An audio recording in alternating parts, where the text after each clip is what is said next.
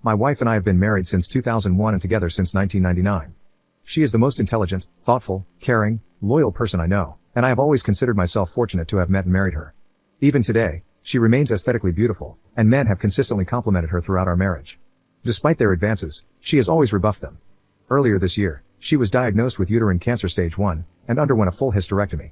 I was never concerned about the cancer. It was diagnosed early, addressed swiftly, and she made a full recovery. I took time off work to care for her after the surgery, and all seemed well. There were some expected emotional instances on her part, and though I am not particularly emotional, we confronted them together. After her recovery, she insisted that we start living life to the fullest and embarked on a 10-day trip to Europe, followed by a journey to Belize. We also have a trip planned to the UK and Spain later this year. I am fine with these endeavors, as they contribute to building memories and checking off bucket list adventures for her and us. I understand that these actions stem from her feeling fragile. She also embraced activities like yoga, swimming, and healthy cooking classes. I was fully on board until last week. Last week, she came home from work and expressed a desire for a hall pass, a one-time opportunity for her to have intimacy with someone else besides me. She explained that since her cancer diagnosis, her outlook on life has changed, and she doesn't want to be restricted from doing things she desires. She mentioned a guy at her work whom she's always been attracted to, and as he's leaving the company, she sees it as the perfect opportunity to engage with someone else.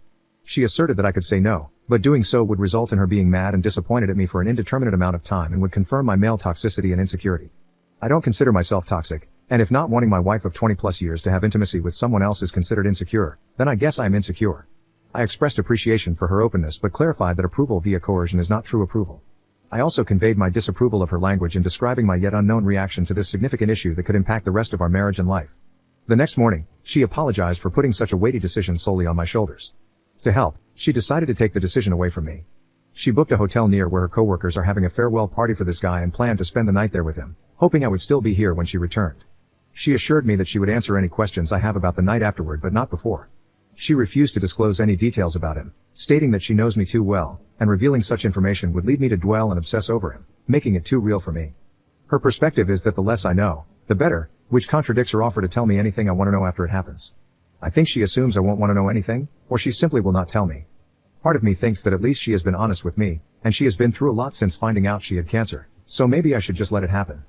I certainly have no concept of what she went through, so I cannot dismiss how this affected her mental state and outlook on life. Another part of me wants to put my foot down and say this is not going to happen and deal with the consequences when they happen. Her best friend called me callous for even suggesting that I wouldn't let it happen because I have no idea what she went through. I find it hard to believe that she is okay with the possibility of throwing away 20+ years of marriage over some guy with whom she has had no relationship outside of work. She was right. I wanted to know everything about this guy. What does he look like? What does he have that is so enthralling for her? Is he just a safe option? Is he married? Does his wife know? I was hoping that my opposition to her plans would give her pause, but unfortunately, that did not happen. I said I was a hard no, and I wasn't sure how I would feel about you if you went ahead with it. I was met once again with, "This is for me, it will be one time, what can I say to help you deal with it, you'll get over it, we were meant to be regardless of the situation." After that, she left on Saturday, ostensibly to meet her coworkers, but in reality, to be with the guy. I asked her to text me when she was leaving for the bar, and when she did, I asked her if she was really going to go through with this. After her response, "I am not answering any more questions tonight, I will see you tomorrow," I blocked my wife. Then I did something either stupid or brilliant. I went to the bar where the get-together was happening. Well, not the bar but a transit bench across the street. I waited for a long time. It was running through my mind leading up to this event that I needed to know who this guy was, maybe to compare myself against him, to see what he had that I didn't. It was driving me crazy not knowing who he was and what was so special about him that she would ruin a marriage for. After what seemed like an eternity, a woman that I recognized from my wife's office left the bar and got in a cab.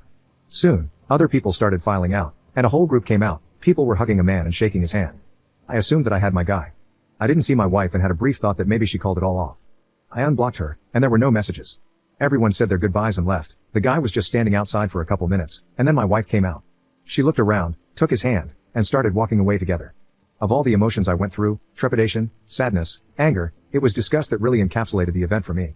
This guy was short, fat, and bald, all the things I cannot compete with. Ultimately, I felt like a pervert for watching from a distance. I followed until they got to the hotel, and then turned around and went home. I woke up on Sunday morning and put a lock on the master bedroom door. I moved her things to the spare room and left a note asking her to find other accommodations as quickly as possible. I visited another friend who is a lawyer, and he gave me some great advice and a couple of recommendations for divorce attorneys. When I got home, and as per my friend's advice, I recorded the interaction. I was halfway up the stairs when she came up from the family room asking what was going on. "Could we talk? I thought we talked about this?" I just answered with "I am not interested in discussing this tonight" and went to bed. After not getting a response from me through the door, she left me alone. I feel kind of like a child for not talking with her and shutting the door on her, but I just couldn't look at her. On Monday, I got up and got ready for work. She was waiting for me and asked if we could discuss getting back to normal. I said, "You have been doing all the talking for the both of us for the last week, why don't you continue?" And left for work. That might have seemed cold, but compared to what she did put me through, that was lukewarm at best. My lawyer wasn't available for a few days, so I was faced with the reality of having to live with my wife in the interim. I really didn't want to go home and have any discussion, let alone a discussion about our relationship. When I did get home, I was basically ambushed by her friends and my mother-in-law. Instead of taking the remorseful approach, they decided that a full court press was what the situation warranted, and I was basically berated by them. Her best friend was definitely the ringleader, but all of them decided to say such things as, "She's been through a lot, you don't know what she's been through, you have no idea what it is like to face something like this, this was a one-time thing, at least she told you she could have hidden it from you, she will never see the guy again, and my favorite, you are a monster for what you have been putting her through these last couple of days." I listened with a cold look on my face, and when there was a pause in their fury, I asked if they were all done now. Then I asked my wife if there was anyone in her circle of friends or anyone else that she forgot to tell about this. I quietly informed all of them that I was going to sit down with their husbands and tell them about how they were verbally abusing me, shaming me, and trying to coerce me into staying with a cheater. After I told them to leave, I said that I had no say in the entire event, and so they have no say in whether I stay or not. My soon-to-be ex-wife sort of apologized. She said that she regretted the entire thing. I said there is a difference between regret and remorse. You regret what happened because of the cause and effect. You have regret because your life will never be the same, our relationship will never be the same because you were wholly and willfully unconcerned about me and what I wanted. She asked if I had any questions, and she would answer them now, no matter how disturbing. I said that the one question I do have is, why? Not necessarily why this guy, why this low-end unattractive, unfit guy, but why someone else in the first place? She said that the cancer scared her to her core. She felt like she was rushing toward mortality and stepping out of that tunnel was appealing. She said that after all this time of being a wife and mother and worrying about family, this was something just for her. An escape. The guy was just someone who was interested in her for a long time, she knew he wouldn't say no, and he was the complete opposite of me. I said if I was going to risk my marriage, the woman would have to be a serious upgrade from you. I told her that I saw you and him coming out of the bar that night. I watched you walk away from the bar hand in hand towards the hotel. I said that you looked too familiar with each other and asked if there was something going on before all this. She said no, but who knows if that is the truth or not. I said that after all our years together, your lack of respect for me was astonishing. I finished by saying that I would never be able to look at myself in the mirror again if I condoned that level of disrespect and stayed with you. I said I hope we can go our separate ways amicably, and that I have an appointment with a lawyer later in the week. I again asked her to find some other accommodations, and she simply said, "I am not going anywhere. We are not getting a divorce. I will give you all the time you need and do whatever you need to recover from this. We will get past this." She has asked me to go to marriage counseling, which I refused. Why would I go to counseling? I did nothing to warrant needing a therapist's advice. I had her served and gave her a notice to vacate because the house is my premarital asset. She has moved in with her mom, but I find her constantly coming by to see if I need anything or making suggestions like, "What if we had an open relationship only on your side?" which seems kind of desperate and pathetic. She has said that she will drag the divorce out for as long as possible but so far has been compliant. The worst part of all this is telling my daughter that we are getting a divorce and why, followed closely by her begging me to give her mom another chance.